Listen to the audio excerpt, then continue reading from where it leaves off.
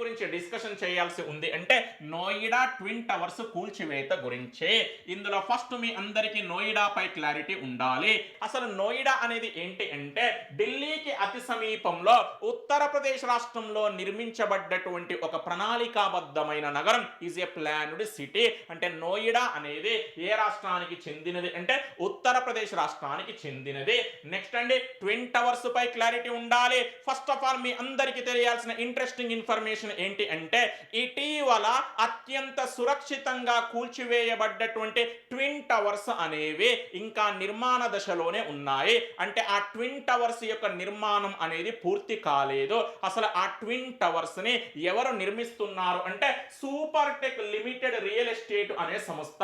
Simple గా ఏమని గుర్తుంచుకోండి అంటే సూపర్ టెక్ లిమిటెడ్. నెక్స్ట్ అండి అసలు ఆ ట్విన్ టవర్స్ ఏ రూపంలో నిర్మించబడుతున్నాయి అంటే నివాస గృహ సముదాయాల రూపంలో నిర్మించబడుతున్నాయి. మరి ఆ ట్విన్ టవర్స్ లో ఫస్ట్ టవర్ పేరు ఏంటి అంటే అపెక్స్ టవర్. సెకండ్ టవర్ పేరు ఏంటి అంటే సెయాన్ టవర్.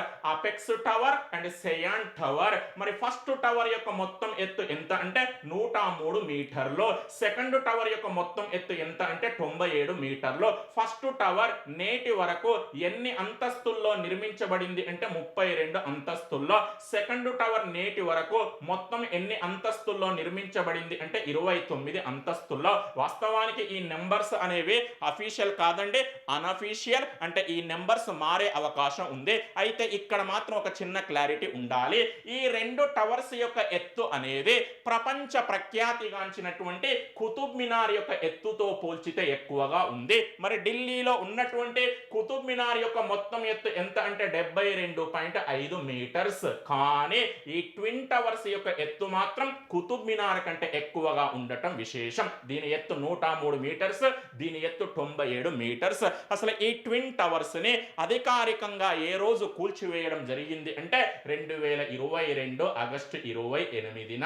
ఈ డేట్ పై క్లారిటీ ఉండాలి అంటే ఎందుకోసం అంటే ఈ స్వతంత్ర భారతదేశ చరిత్రలో ఇటువంటి ట్విన్ టవర్స్ ని కూల్చివేయడం ఇదే మొట్టమొదటిసారి. మరి ఏ రోజు కూల్చివేశారు అంటే ఆగస్టు 28న. నెక్స్ట్ మనం ఏం చేయాల్సి ఉంటుంది అంటే ఈ ట్విన్ టవర్స్ ని కూల్చివేయడంలో ఎవరెవరైతే భాగస్వాములుగా ఉన్నారో వారందరినీ లిస్ట్ అవుట్ చేయాల్సి ఉంటుంది. మరి వారిలో ఫస్ట్ వన్ ఎవరు అంటే Noida authority.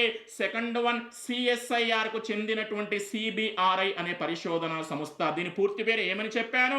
Central building research institute. ఇది ఎక్కడ ఉంటుందని చెప్పాను? ఉత్తరాఖండ్ రాష్ట్రంలోని రూర్కే అనే పట్టణంలో. Third one edifice engineering enterprises private limited. Simple గా ఏమని గుర్తు పెట్టుకోండి అంటే ఎడిఫిస్ ఇంజనీరింగ్. దీని హెడ్ క్వార్టర్ ఎక్కడ ఉంది అంటే వెస్ట్ బెంగాల్లోని దుర్గాపూర్ అనే పట్టణంలో ఉంది. Fourth one jet demolition limited. Simple గా జెట్ డిమాలిషన్ అని గుర్తు పెట్టుకోండి. ఇది ఏ దేశానికి చెందినటువంటి కంపెనీ అంటే దక్షిణాఫ్రికా దేశానికి చెందినటువంటి కంపెనీ.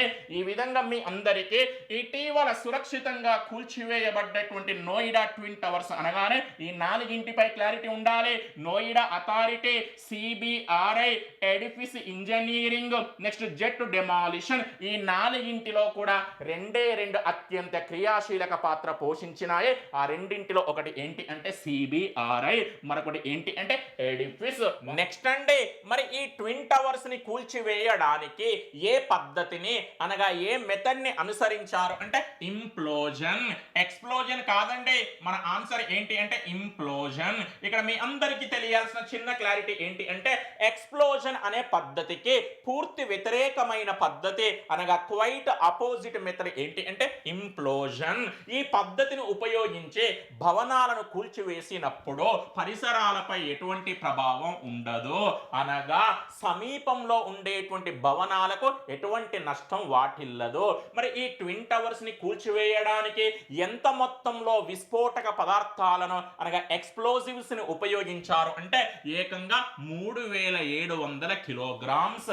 అసలు ఈ ట్విన్ టవర్స్ ఎంత వ్యవధిలో అనగా ఎంత సమయంలో కూల్చివేయబడ్డాయి అంటే కేవలం 9 to 12 సెకండ్స్. ఒక్క మాటలో చెప్పాలి అంటే కేవలం 9 to 12 సెకండ్స్ వ్యవధిలో ఈ ట్విన్ టవర్స్ నేలమట్టమయ్యాయి. ఫైనల్ గా మనం ఏం చేయాల్సి ఉంటుంది అంటే అసలు ఈ ట్విన్ టవర్స్ ని కూల్చివేయడానికి గల కారణం ఏంటో క్లారిటీ తెచ్చుకోవాలి. ఫస్ట్ మీ అందరికీ తెలియాల్సినటువంటి ఒక చిన్న క్లారిటీ ఏంటి అంటే సూపర్ టెక్ లిమిటెడ్ అనేటువంటి రియల్ ఎస్టేట్ సంస్థ నోయిడా నగరంలో అత్యంత ప్రతిష్టాత్మకంగా ఒక రియల్ ఎస్టేట్ ప్రాజెక్టుని చేపట్టింది. మరి అత్యంత ప్రతిష్టాత్మకంగా చేపట్టినటువంటి ఆ రియల్ ఎస్టేట్ ప్రాజెక్టు పేరు ఏంటి అంటే ఎమరాల్డ్ కోర్ట్. మరి ఈ రియల్ ఎస్టేట్ ప్రాజెక్టులో ఈ రియల్ ఎస్టేట్ సంస్థ ఇప్పటికే అనేక అపార్ట్మెంట్స్ తో పాటు అనేక విల్లాస్ ని కూడా నిర్మించడం జరిగింది. అయితే ఇప్పుడు కొత్తగా ఈ రియల్ ఎస్టేట్ సంస్థ ఏం చేసింది అంటే ఇదే రియల్ ఎస్టేట్ ప్రాజెక్టులో ఈ ట్విన్ టవర్స్ యొక్క నిర్మాణాన్ని చేపట్టింది. అయితే నిబంధనలను ఉల్లంఘించి అక్రమంగా ఈ ట్విన్ టవర్స్ ను నిర్మించడం సరికాదని కొద్ది మంది నివాసితులు, ఇంకా ఎగ్జాక్ట్ గా చెప్పాలి అంటే ఆల్రెడీ ఈ రియల్ ఎస్టేట్ ప్రాజెక్టులో నివాసం ఉంటున్నటువంటి వ్యక్తులు అలహాబాద్ హైకోర్టును ఆశ్రయించడం జరిగింది. అసలు ఇంకా ఎగ్జాక్ట్ గా చెప్పాలి అంటే నివాసితులు గతంలో ఏర్పాటు చేసుకున్నటువంటి emerald court owners resident welfare association అనేటువంటి అసోసియేషన్ అలహాబాద్ హైకోర్టును ఆశ్రయించడం జరిగింది.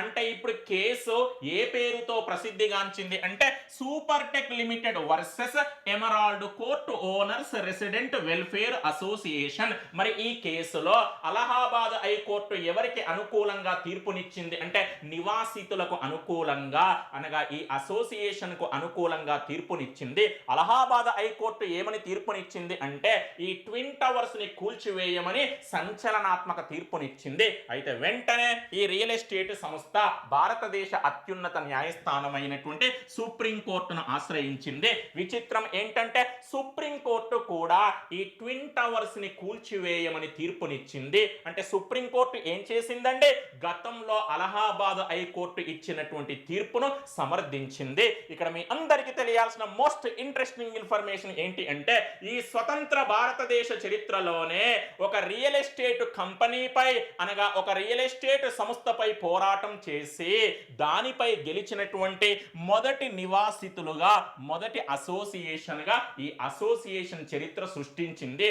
అసలు వీళ్ళు ఎందుకోసం మరి పోరాటం చేశారు అంటే ఈ రియల్ ఎస్టేట్ ప్రాజెక్టులో ఆల్రెడీ అనేక అపార్ట్మెంట్స్ తో పాటు అనేక విల్లాస్ ని నిర్మించి మళ్ళీ వాటికి అతి సమీపంలోనే ఇంత ఎత్తైన ట్విన్ టవర్స్ ని నిర్మించడం సరికాదు.